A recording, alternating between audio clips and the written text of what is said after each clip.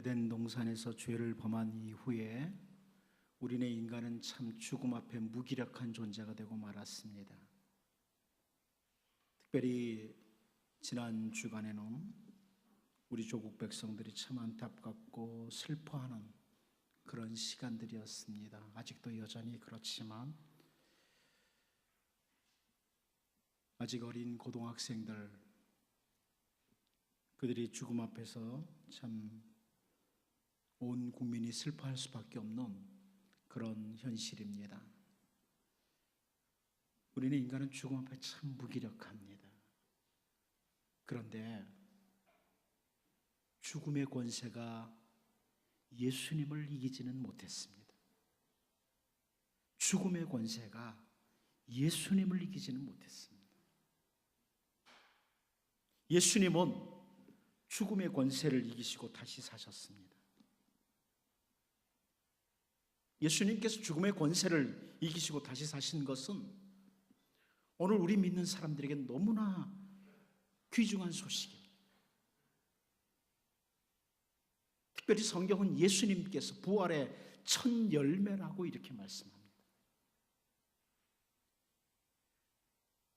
첫 열매라고 하는 것은 그 다음 열매도 같은 열매라는 겁니다. 그래서 우리에게 소망이 있습니다. 조국 백성들이 슬퍼하는 이런 가운데서도 소망이 있는 것은 예수님이 부활의 첫 열매라는 사실입니다.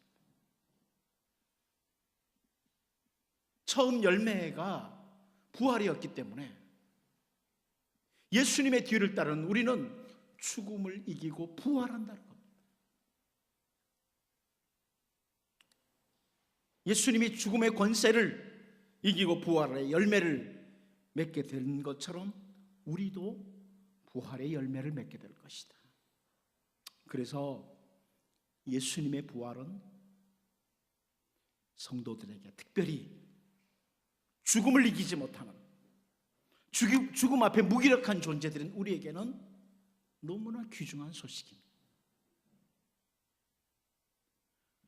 오늘 본문을 통해 예수님께서 부활하신 후에 사도 바울을 만나주시는 장면, 이 부분을 좀 살펴보면서 그 부활하신 주님과 우리는 어떤 관계에 있느냐, 이런 부분을 좀 보려고 합니다.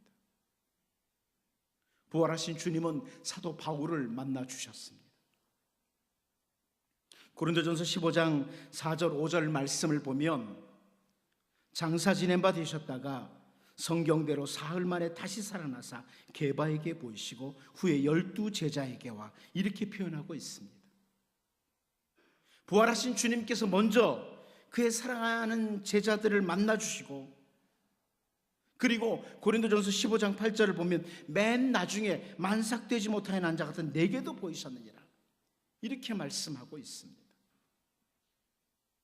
부활하신 주님을 만난 바울 사도의 표현인데요, 제자들뿐만 아니라 형편없는 것 같은 자기도 만나주셨다, 그렇게 표현하고 있습니다. 오늘 우리가 살펴보는 본문의 그 다메섹 도상으로 가던 그 바울, 그가 만난 주님은 부활하신 주님입니다. 오늘 그 바울을 만나주시던 부활의 주님, 그 주님과 오늘 우리와의 관계, 우리도 죽음 앞에서 아무것도 할 수 없는 그런 우리와의 관계를 좀 같이 살펴보면서 우리가 소망을 가지고 기도할 수 있기를 원합니다.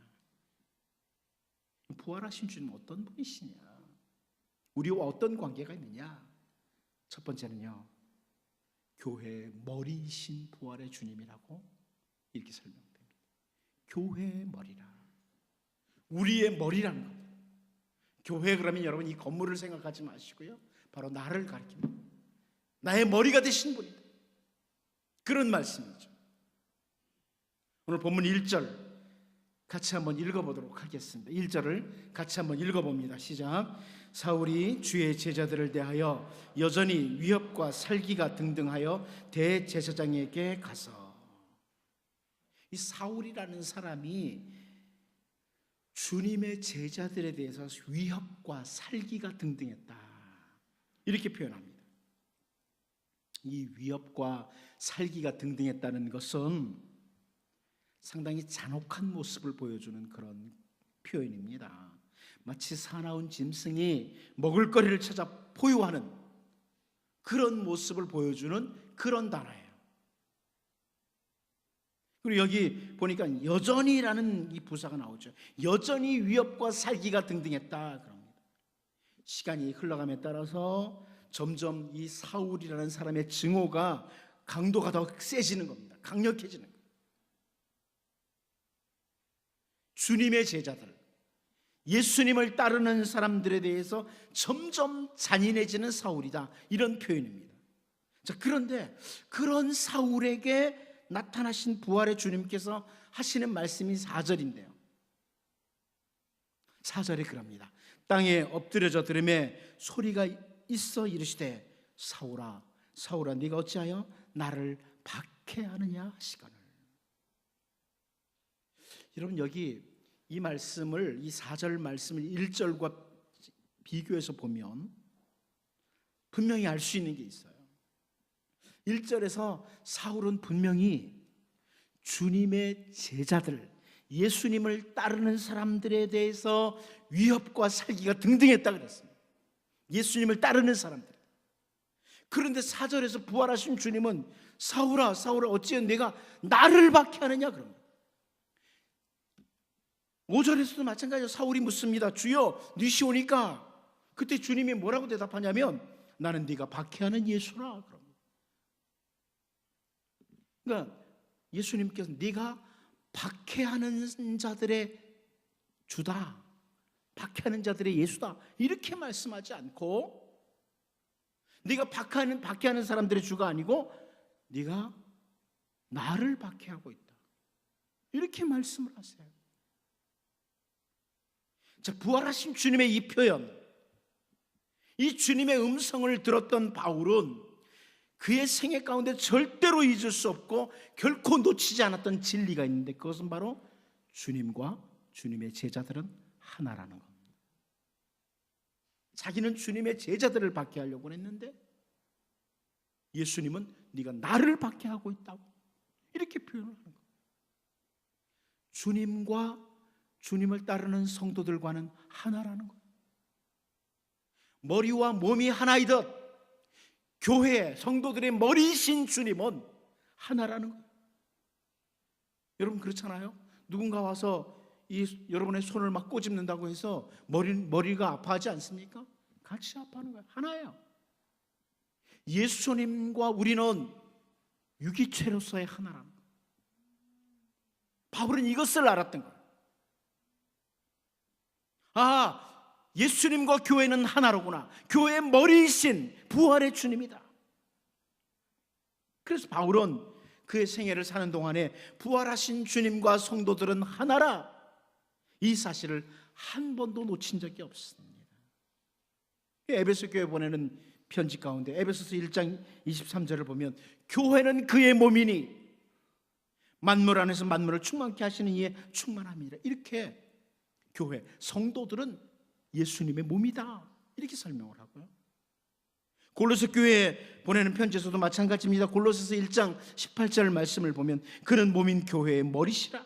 그가 근본이시요 죽은 자들 가운데서 먼저 나신 이시니 이는 친히 만물의 으뜸이 되려 하시며, 예수님이 먼저 부활하신, 먼저 나신 자요, 교회의 머리로 부활의 첫 열매입니다.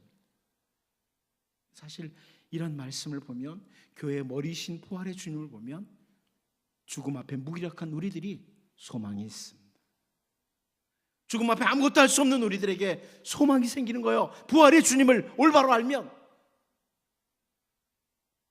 고린도 교회에 보내는 편지에서도 마찬가지입니다. 고린도전서 12장 27절 말씀을 보면 너희는 그리스도의 몸이요 지체의 각 부분이라 분명히 선포합니다. 왜 바울 사도가 그의 생애를 사는 동안에 교회의 머리이신 주님, 성도들과 하나이신 주님을 강조하고 있느냐? 그가 부르심을 받을 때에 주님이 하신 말씀을 기억하고 있기 때문에. 바울은 예수 믿는 사람들을 박해했는데 예수님께서, 부활하신 주님께서는 네가 어찌해서 나를 박해하느냐고 이렇게 말씀하심으로 부활하신 주님과 성도는 하나임을 확인시켜 주신 것, 교회의 머리라는 거죠. 여러분, 우리 주님은 부활하신 후에 지금 우리와 전혀 상관없이 저 하나님 보좌 우편에서 편히 쉬시고 계시는 게 아닙니다. 우리들이 아파할 때, 우리들이 힘들어할 때 같이 아파하시고 같이 힘들어하신다는 겁니다. 머리와 몸은 하나이기 때문에 그렇습니다. 우리가 박해를 당할 때 주님이 당하시는 것으로 그렇게 같은 고통을 느끼신다는 거죠. 우리 주님이 우리가 눈물을 흘릴 때 같이 눈물을 흘리시고 계십니다. 교회의 머리이신 부활의 주님이십니다. 이렇게 부활하신 주님과 우리가 머리와 몸으로 하나임을 확인할 때 우리 주님께서는 요한복음 16장 33절에서 이것을 너에게 이르는 것은 너희로 내 안에서 평안을 누리게 하려 함이라.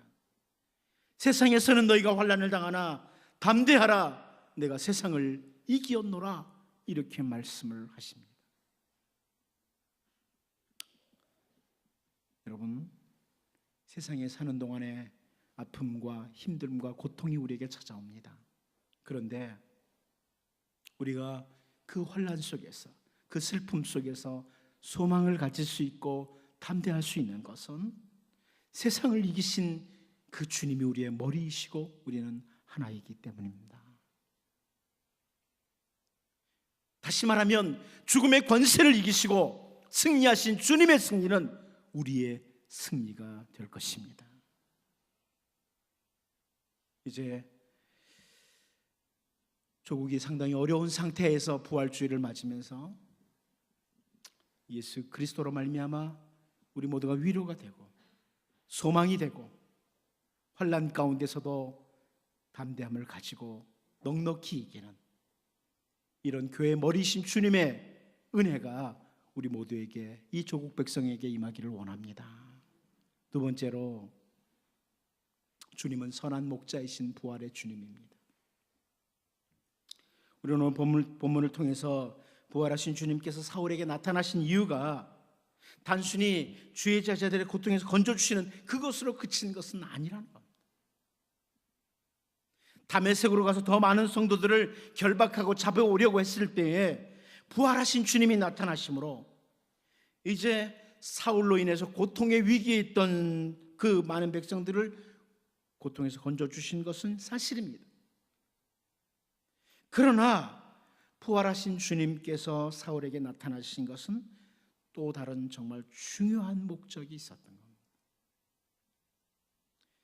하나님을 등지고 계속 잔혹한 길로 가던 그 사울, 계속 죄의 길로 더하는 그런 길을 향하던 사울을 의의 길로 인도하시기 위함입니다. 의의 길로 인도하시기 위해서. 사울은 훗날 자기가 했던 그 모든 죄의 길을 생각하면서 자기는 죄인 중에 괴수였다고 그렇게 표현했습니다.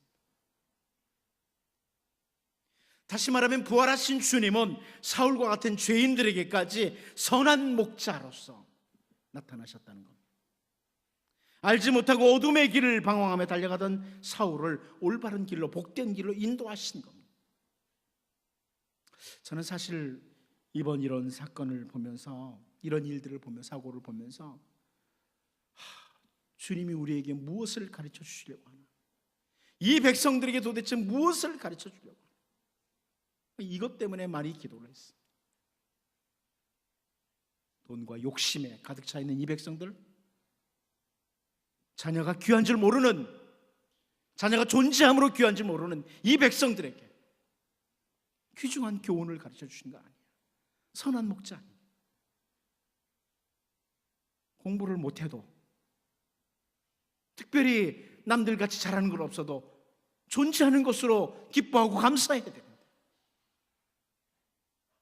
우리에게 많은 것들을 가르쳐 주시기 위한 그런 인도는 아닐까, 이런 생각을 조용히 해봅니다. 여러분, 부활하신 주님이 사울에게 나타나셔서 어둠의 길로 달려가던 그들을 의의 길로 인도하신 겁니다. 6절 말씀을 보면 너는 일어나 시내로 들어가라, 네가 행할 것을 내게 이를 자가 있느니라 하시니, 부활하신 주님께서 사울의 갈 길을 인도하시는 방법이에요. 10절 말씀도 보면 그때 다메섹에 아나니아라는 제자가 있더니 주께서 환상 중에 불러 이르시되 아나니아야 하시거늘 대답하되 주여 내가 여기 있나이다 하니, 부활하신 주님은 제자 아나니아를 예비하셔서 사울의 갈 길을 안내하시는 겁니다. 여러분, 이사야 53장 6절 말씀, 우리는 다 양 같아서 그릇 행하여 각기 제 길로 갔거늘 여호와께서는 우리 모두의 죄악을 그에게 담당시키셨도다. 이렇게 말씀하시는 것처럼 우리는 그릇 행하여 각기 제 길로 가던 사람, 그릇 행하여 각기 제 길로 가던 사람들. 사울도 마찬가지입니다. 그도 예수님을 믿는 사람들을 잡아 넘기는 것이 하나님 앞에 너무나 잘하는 일이라고 그렇게 생각하고 최선을 다했던 거예요. 갈 길을 알지 못한 채 말입니다. 그런데 부활하신 주님은 선한 목자가 되셔서 우리의 갈 길을 인도하시는 주님입니다. 우리를 변화시키시는 주님이죠. 우리의 생각까지도 변화시키셔서 하나님의 백성으로 올바로 걷도록 하시는 겁니다. 부활하신 주님은 그저 하늘 보좌에서 편히 쉬시고 계시는 분이 아닙니다. 하나님의 백성들로 하여금 올바로 걷도록. 바울 사도가 고린도 지역에 가서 복음을 전할 때 사람들이 대적하기 시작합니다. 심지어 회방까지 했다고 합니다. 바울의 마음에 두려움도 찾아오고 더 이상 복음을 전하고 싶지 않다는 이런 마음도 찾아왔습니다. 그날 밤입니다. 사도행전 18장 9절 말씀을 보면 그날 밤에 부활하신 주님이, 선한 목자가 되신 주님이 바울에게 말씀하십니다. 밤에 주께서 환상 가운데 바울에게 말씀하시되 두려워하지 말며 침묵하지 말고 말하라. 그들의 대적, 그들의 회방을 두려워하지 말라고, 결코 침묵하지 말고 계속 복음을 전하라고 하시는 거죠. 그리고 사도행전 18장 10절에서 약속까지 주십니다. 내가 너와 함께 있음에 어떤 사람도 너를 대적하여 해롭게 할 자가 없을 것이니 이는 이 성중에 내 백성이 많음이라 하시더라. 선한 목자가 되신 부활의 주님은 바울의 생애 가운데 늘 이렇게 인도자가 되십니다. 여러분, 선한 목자 되신 부활의 주님을 만난 사울이 그의 생애 동안에 주님의 인도를 받았던 것처럼 부활하신 주님은 오늘도 우리를 의의 길로 인도하시기를 원하시는 분입니다. 요한계시록 14장 4절 말씀을 보면 이 사람들은 여자와 더불어 더럽히지 아니하고 순결한 자라, 어린 양이 어디로 인도하든지 따라가는 자며 사람 가운데서 속량함을 받아 처음 익은 열매로 하나님과 어린 양에게 속한 자들이니, 이런 표현을 합니다. 하나님의 택한 백성은 어린 양 대신 그리스도 부활하신 주님이 어디로 인도하든지 따르는 자다. 이제 부활주일을 맞으면서 주님이 우리에게 어느 길로 인도하시기를 원하는지, 우리가 정말 걸어가기를 원하는 그 길이 무엇인지를 늘 인도를 받으며 살아가는 선한 목자이신 부활의 주님과 성도와의 관계를 잘 이루어가는 은혜가 있기를 원합니다. 마지막 한 가지 더 봅니다. 부활하신 주님은 사명을 주시는 주님이십니다. 부활하신 주님께서 선한 목자로서 인도할 때 그 인도함을 받은 사울은 어떻게 변화됩니까? 한마디로 그는 사명의 사람이 됩니다. 사울이 어떻게 삶이 바뀌었느냐? 이것만 간단하게 보려고 합니다. 부활하신 주님은 그를 변화시키고 먼저 목적과 계획을 바꿔주신 거예요. 목적과 계획을 바꿔주셨습니다. 부활하신 주님을 만나기 전에 사울의 목적과 계획이 뭐예요? 오늘 보면 2절 말씀을 보면요, 다메섹 여러 회당에 가져갈 공문을 청하니 이는 만일 그 도를 따르는 사람을 만나면 남녀를 막론하고 결박하여 예루살렘으로 잡아오려 함이라. 다메섹에 있는 주의 제자들을 예루살렘으로 끌고 가려는 것이 사울의 목적과 계획이었어요. 세상에 사는 동안에 무엇을 하고 살아가야 되는지 그것도 놓치고 살았던 거예요. 그런데 그런 잘못된 계획과 목적을 가지고 살아가던 그 사울이 부활하신 주님을 만난 후에 주님이 원하시는 이 땅에 보내신 그 목적과 계획을 착수하기 위해서 걸어가는 걸음으로 바뀝니다. 왜 살아야 되는지, 왜 이 땅에 존재하는지 그 목적을 안 거예요. 이유를 안 거예요. 15절 말씀을 보면 주께서 이르시되 가라, 이 사람은 내 이름을 이방인과 임금들과 이스라엘 자손들에게 전하기 위하여 택한 나의 그릇이라. 부활하신 주님의 이름을 전하는 그릇으로 삶의 목적, 삶의 계획이 올바로 잡힌 겁니다. 또 한 가지, 이 사울은 예수님을 핍박하던 자리에서 예수님으로 인해서 핍박을 받는 자로 바뀝니다. 16절 말씀을 보면 그가 내 이름을 위하여 얼마나 고난을 받아야 할 것을 내가 그에게 보이리라 하시니, 이렇게 말씀합니다. 주님의 이름을 위해, 주님을 위해, 복음을 위해 그가 얼마나 해를 당하는 자가 될 것인지 보여주는 구절이죠. 예수 그리스도의 생명의 도, 생명의 복음을 회방하고 잔멸하려고 했었는데 오히려 그 도를, 그 복음을 전하는 자로 삶이 바뀐 겁니다. 부활하신 주님은 사명을 주시는 분입니다. 이 세상에 살아가야 할 이유, 살아가는 목적, 삶의 계획을 새롭게 해 주시는 분이십니다. 여러분, 부활주의를 맞으면서 특별히 조국에 어려움을 당한 이런 때 부활하신 주님으로 말미암아 위로가 있기를 원하고, 소망이, 참된 소망이 있기를 원하고, 특별히 이 땅에 우리가 어떻게 살아야 될지, 무엇을 목적으로 살아야 될지 다시 한번 분명히 정리하고 살아가는 이런 부활의 은혜가 우리 모두에게 있기를 원합니다.